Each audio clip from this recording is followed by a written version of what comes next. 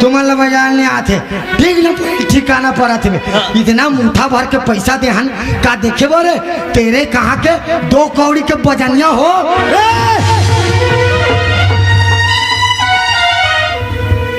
बस बहुत हो गए तो तमाशा।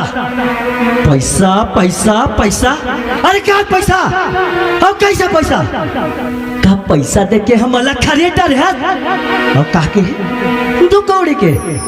अरे हमन कलाकारन कलाकार होते कथा मोर आखिल देख के बजा, मोर मेछल देख के बजा, मोर ये चुनिल देख के बजा। अरे हम तो काला काला देख के बजा।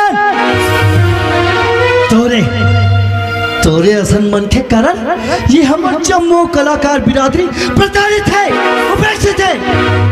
अरे कोनो ला सम्मान नहीं दे सकस ना तो तोला हमारा पान करे के कोनो हक नहीं है।